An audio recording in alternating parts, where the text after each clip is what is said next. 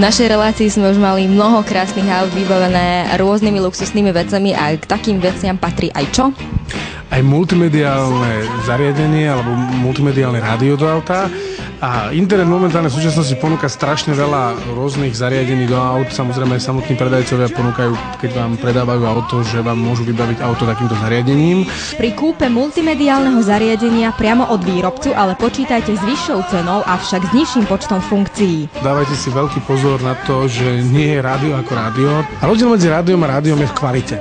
Vždy je to o kvalite samozrejme a samozrejme o všetkých podmienkach, ktoré musí spĺňať každý ten produkt, ktorý je predávaný na Slovensku alebo v Európskej únii, pretože samozrejme predajcovia originálnych dielov ako značkové servisy a predajcovia tie všetky výrobky majú certifikované, ale strašne veľa na Slovensku a v celej Európskej únii a po svete plný internet z rôznych predajcov, ktorí predávajú rôzne čínske výrobky, ale tie nie sú certifikované. Ak ide o čínske výrobky, neznamená to, že sú nekvalitné. Treba však dávať pozor, aby boli certifikované pre Európsku úniu. Taktiež budete musieť zaplatiť clo, ktoré vám môže konečnú sumu zvýšiť pokojne aj o polovicu. Tá certifikácia vlastne znamená, že to zariadenie je odklepnuté, že je plnohodnotné a funkčné a spoľahlivé pre prevádzku v Európskej únii. Slovenský predajca je povinný ponúknuť 24-mesačnú záruku so záručným a pozáručným servisom. A takéto bežné zariadenie napríklad je vhodné veľmi v tom, že človek, pokiaľ si ho kúpi do auta, tak má naozaj plnohodnotný multimediálny systém v aute. To znamená, tie zariadenia majú v sebe rádio, samozrejme z RDS, majú v sebe televízor, majú v sebe prehrávač DVD zariadení, navigáciu vstavanú, Bluetooth na či už prehrávanie hudby cez telefón Bluetooth alebo na handsfree telefonovanie a kopec ďalších funkcií ako obraz v obraze, virtuálny CD menu, čo je funkcia, kde si vložíte CDčko, ono si ho skopíruje do pamäte a bez toho, že by ste ho tam fyzicky mali, tam môžete mať takto naskladaných 6 CDčiek, ktoré sú len v pamäti a medzi nimi si prepínate a tak ďalej. Čiže vytvára to absolútny komfort pri jazde alebo pri čakaní v aute na člena rodiny a človeku ten čas ubieha veľmi rýchlo. Predtým, ako začneme objednávať, mali by sme zistiť o danej firme čo najviac informácií.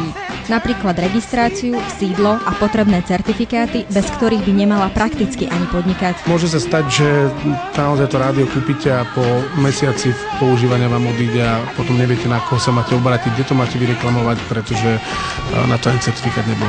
Samozrejme, každé to zariadenie sa treba pred jeho kúpou poradiť s predajcom. Každé to jedno zariadenie je špecifické pre daný druh model automobilu. Čiže ako vidíte, aj ten plastový dizajn, aj každý ten tvar toho rádia je úplne iné, aj presne prispôsobené na daný typ automobilu, čiže presne pasuje do stredového panelu, ale určujú aj také detaily funkčnosť toho rádia, či má napríklad aktívny audiosystém, alebo predprípravu na rádio. Väčšinou je naozaj tie rádia sú prispôsobené tak, že majú komplet kabeláže. Dbajte na to, či to rádio pre vaše auto má dané koncovky. Keď to napríklad kúpim na tom e-shope, príde mi balíček, ja ho rozbalím, čo všetko by som v ňom mala mať? Malo by obsahovať samozrejme rádio, mal by obsahovať funkčný návod podľa zákona v danom jazyku, ktorom teraz sa predáva, to znamená, keď ste Slovák, tak na Slovensku to kupujete tak slovenský manuál.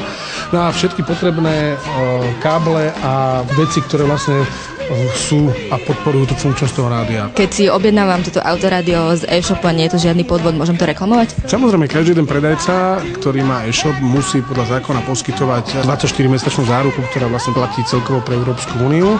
Dokonca na e-shop platí špeciálny zákon, že tovar z e-shopu, pokiaľ ste ho neremontovali, máte právo do 7 dní bezplatne vrátiť bez udania dôvodu. To bolo o internetovom nakupovaní všetko. My sa s Peťom lúčime a na budúce si povieme niečo o multimediálnych systémoch do aut.